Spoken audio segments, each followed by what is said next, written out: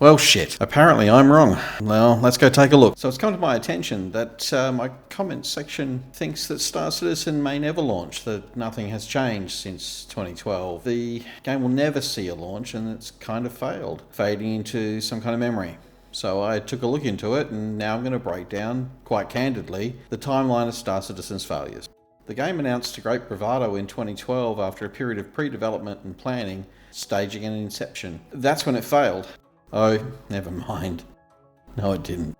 Keeping moving, jumping into Kickstarter with a promise and a pitch of a space game unshackled by the burdens of publishers, overheads and oversight from nameless, formless companies. It was well received, completing its funding goal in just under 6 days. So that's when it failed?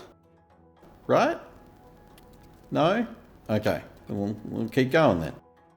The Kickstarter was so successful and to such a level that Chris Roberts and his, at the time, small team moved to a pledge system and continued crowdfunding via their website, robertspaceindustry.com. After a short passing of time and some well-positioned marketing material, the game opened stores in mid-2013 with the release of the Hangar module, a very early look into the world of Star Citizen, wherein our very bold avatars were able to walk around some early pledge ships, look at collectible items on our walls and dream of a day when the hangar doors opened and we could fly out into the dark and warming skies.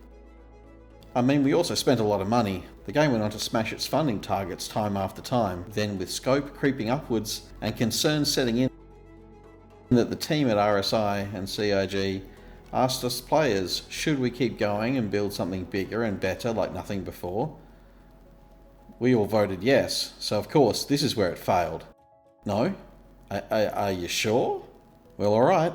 With backers voting with the majority to continue, the game came under fire from other games developers and onlookers concerned it will never be what it's promising, with some going as far as saying that will never leave the hangar, even threatening lawsuits and class actions against the young studio. So of course it didn't meet the goals, was taken to court and so apparently it opened the social module instead and had a successful multiplayer test and added additional modes. Okay then. With the release of Area 18 as a social space connected directly via the hangar lifts, players finally got a glimpse into what would become one of the most popular starting locations with shops and facilities that have become daily staples and routine to the thousands of concurrent players. The persistent universe, or at least an early version, landed shortly after, placing backers amongst the shadow of the gas giant Crusader in the Stanton system. We would awaken on the chrono-stationary space station of Port Olisar, rise from our beds, make our way to the central room, call our ships, spawning at the nearby pads where we could walk to several shops for weapons, clothing to buy or sell. This initial release came with a handful of missions, including the much-loved Rest Stop Scanning, a set of missions given by the very best Tester to random ship. Come in, random ship. Hi, welcome to the neighborhood. Second class junior cartographer Tessa Bannister reporting in. It's here we learnt to wear our helmet, beware the elevators, and duck when outside on the landing pads. So it had to be here with the constant crashing, bugs, low frame rates, even lower server player counts, CryEngine lawsuits. Surely this is where it all failed. 2016 to 17 saw 3.0 land. Quite literally, the next update included planetary landings, where we were introduced to the moons of Crusader, Daymar, Cellin and Yela. Daymar, the largest of the moons, is an open sandy desert with a hostile environment and an atmosphere that'll peel the paint off your walls. Its surface is scattered with canyons, rocky fields, open plains of sand, so of course we hold a Mad Max style death race on it. I mean, duh. Who wouldn't?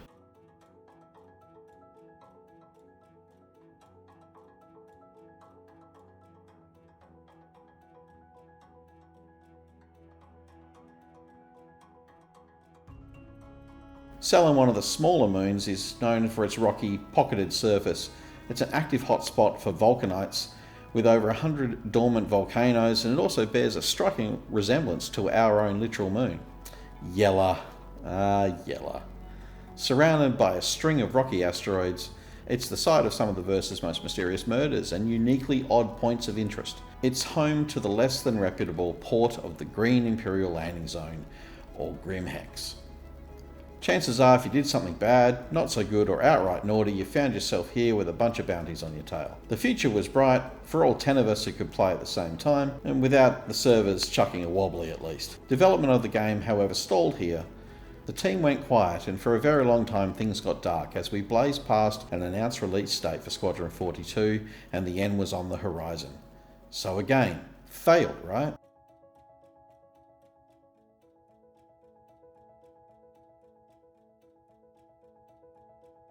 With constant outrage, the calls of scams echoed the internet. CIG had gone as far as traditional development could take them. Key items that would allow the promises of old just weren't here. And for many people following this project, it all seemed impossible, and the writing was on the wall. So the developers just went ahead and released object container streaming, along with other technologies such as strictly ordered network messaging. This allowed them to move away from traditional client and server networking tech for much better performance, increased player caps, and general performance for most PCs. Initially this was client-side, and later with the release of server-side OCS giving us better stability, as only objects nearby the view or in view of the players were streamed as needed, rather than traditionally loaded in like most games, something essential for the scale of the game moving forward. PES was another giant leap forward for the game. PES, or Persistent Entity Streaming, allows players to keep items in the world across play sessions. Drop a water bottle in the desert, come back a month later, water bottle's still there.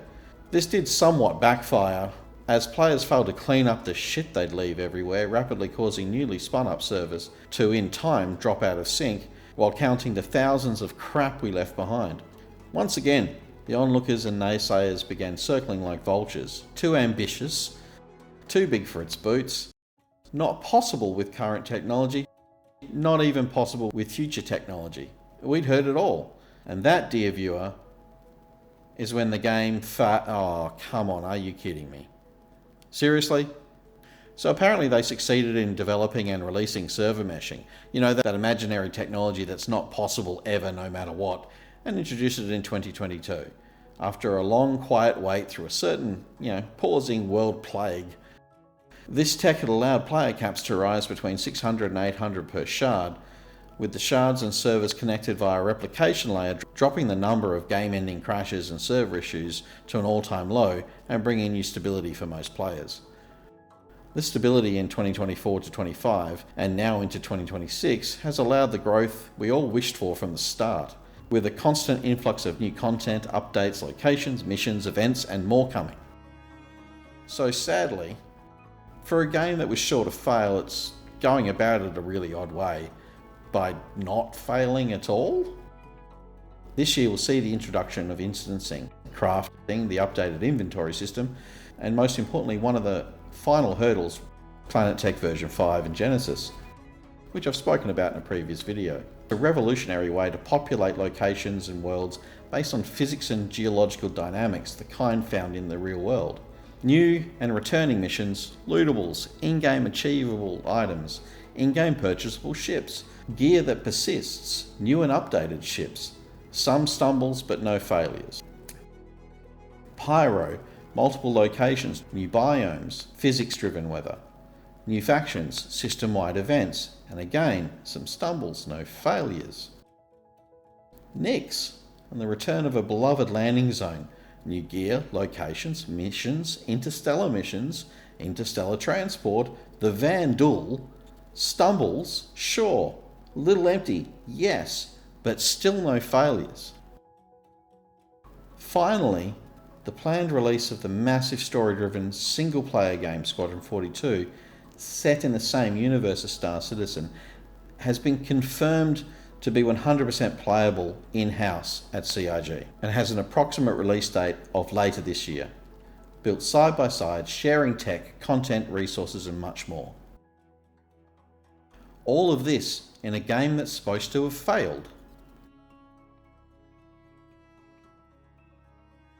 Look, it's sad for me to say, but today I set out to show you that Star Citizen has failed.